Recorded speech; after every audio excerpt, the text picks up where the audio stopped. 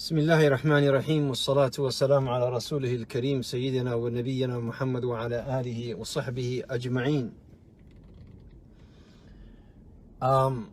We've been hearing left and right from different sources that hodan naleyeh and her husband is being killed in Kismayo.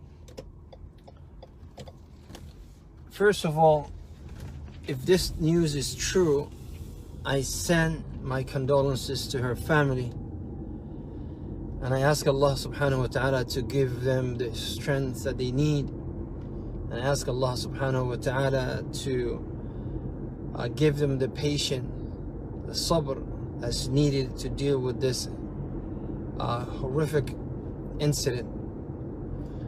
And I ask Allah subhanahu wa ta'ala to forgive Hodan and elevate her to the highest level in Jannah. Indeed, it is from the Sunnah of Nabi sallallahu alaihi wasallam that we learn that your end and how people talk about you after you leave and your departure from this dunya is an indication whether Allah accepted you or not. And from what I'm hearing right now from all social media sources, that everybody is saying beautiful things and good things. They're mentioning memories of hodan naleyeh that they had with her. And I personally, alhamdulillah, worked with hodan closely. May Allah subhanahu wa ta'ala again forgive her if the news is true. And she was a wonderful, wonderful person. Even before she put the hijab on, you can tell that Iman was in her heart, and he loved Allah, and she loved Allah and she loved Islam. She loved her faith. She was proud of being a Muslimah. She was also proud of being Somali.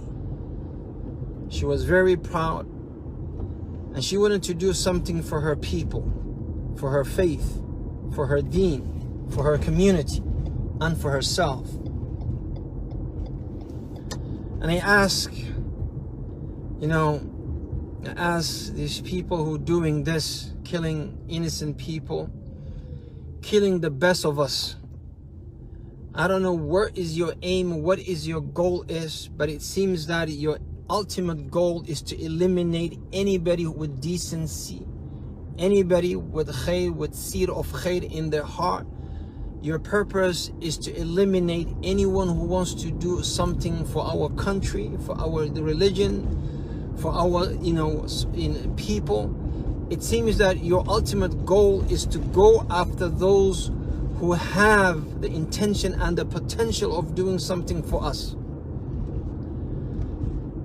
And I don't know what religion you follow, I don't know what deen you follow, I don't know what Islam you follow, but definitely not our Islam, definitely not our deen. Not the deen of Muhammad sallallahu alaihi wasallam, not the deen of Abu Bakr and Umar and Uthman and Ali, not the deen of ehel al-madahib, Abu Hanifa, Malik, Shafi'i and Ahmad, not the deen of the ulama of our time. I don't know what deen you follow, whose deen you follow. But I know one thing, Allah subhanahu wa ta'ala will not waste her effort and the effort of people who did a similar work for the ummah. You people kill Ibrahim Adawi, a man who left with 2 PhD, left the United States of America so he can benefit his people. And when he was going, and it hurts me every time I remember this, when he was going, and I was in Maryland at that time, I say, Dr. Ibrahim, you have 2 PhDs in education. You can make the most money that anybody can make in the West. You can be a professor in one of these universities. You can do so much for yourself and for your family right here in Virginia and in Maryland. And you know what he told me? Saeed, I want to do something for my people. I want to help my people. And what did you do? with the first patch of students, with the first group who would graduate, they kill him on the spot. They kill him on that day. And today, I don't know where are you going with this. I don't know what religion or even madhab or even ideology you follow, going after innocent people, killing innocent people. Somalia, I don't know where you're going with this. I really don't know. As though we don't have enough enemies. As though we don't have enough enemies from outside. Now, we're going after the best of us. For what purpose? Only Allah knows. But I will say to these young men and women who may get involved with this nonsense and this stupidity, Allah subhanahu wa ta'ala does not allow innocent people to be killed. Allah does not allow properties to be destroyed. Allah does not allow, someone like Ibrahim Adawi, someone like Hodan to be killed in that way or any other way, because Islamically is incorrect. I don't know what the heck's wrong with you guys. Remember, anybody who kills a Muslim, a mu'min, anybody who kills a believer, you will not smell the fragrance of Jannah. You will not go to Jannah. There is no paradise for you. I guarantee you, because Quran does not lie. The Sunnah of the Prophet, the authentic Sunnah, does not lie. And I don't know what these people telling you, and I don't know how anybody could brainwash you to kill innocent person, but the only way they can do is if you are ignorant of your deen, which I think you are. So once again, my condolences to the family if the news is true. And it hurts me and saddens me to see such a person departure from this dunya and leave children and family members to cry for her. The saddest thing is that her children, if they still around, they will miss her dearly. And you idiots who did this, do you know how much you would impact those innocent children who may misunderstood Islam because of you and would say Islam took our mother away from us? Do you know how much damage you will be causing to those children? You know how much damage you will cause to their faith? She left everything behind. She left the glamours of this dunya. Toronto is where everything is. And she said, I want to spread, I'm going back home. I want to live like a Muslim. And this is what you do. This is how you reward a person who left the dunya behind for the sake of her deen and for herself. May Allah have mercy on those children.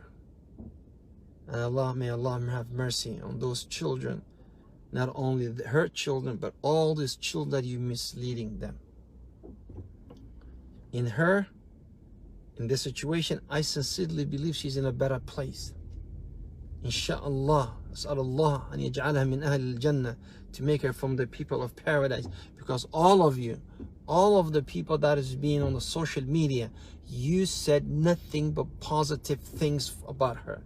And the Messenger of Allah sallallahu alaihi wasallam was sitting one day, and a janazah passed by him, and the people start cursing that person, and then the Messenger of Allah said wajabat, and then another janazah passed by him, and everybody was praying for that person, was praising him, was saying, what a wonderful man. I have seen him in the masjid. I have seen him reading the Quran. I have seen him giving a sadaqah. I saw him doing this and this.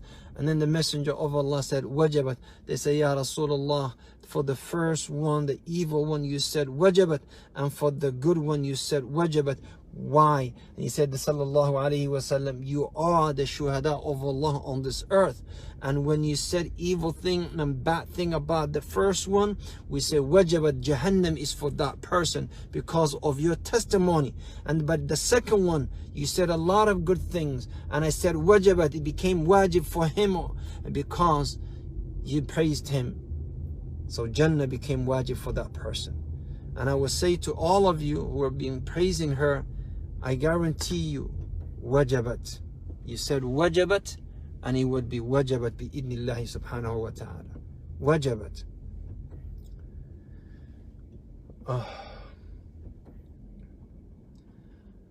Hodan came to me one day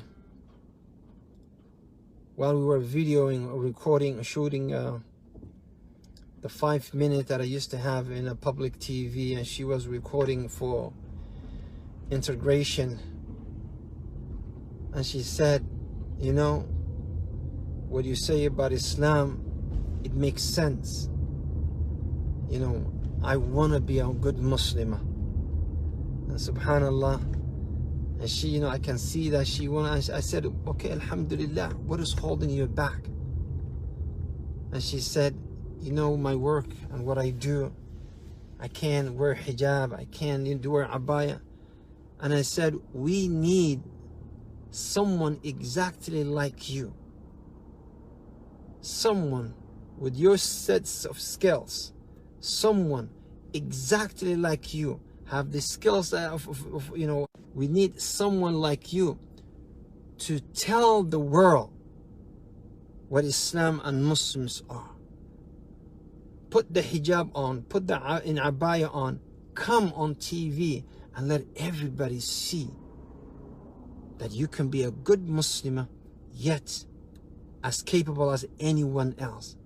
You know, I'm happy that I have sisters on the media, on social media, you know, mashallah, their names are Muslim, and I'm proud of them for what they hold by, for holding on to their deen. But I was more proud of what Hodan did when she put the hijab on and put the abaya on, and she came out and she said, this is who I am. She may not be the alima that you want her to be. She may not be the Muslimah that you want her to be, but she did well. And on the day of Qiyamah, inshallah, I will stand in front of Allah and I will say this, Ya Allah, I've known her being a good person. I've known her trying to be a good Muslimah. I've known her being that. So my dear brothers and sisters in Islam, I would have to let you go, inshallah. But I ask Allah subhanahu wa ta'ala to bless our sister if that was the case, and to forgive her sins, and to give the family the iman and the sabr that was needed. Assalamu alaikum wa rahmatullahi wa barakatuh.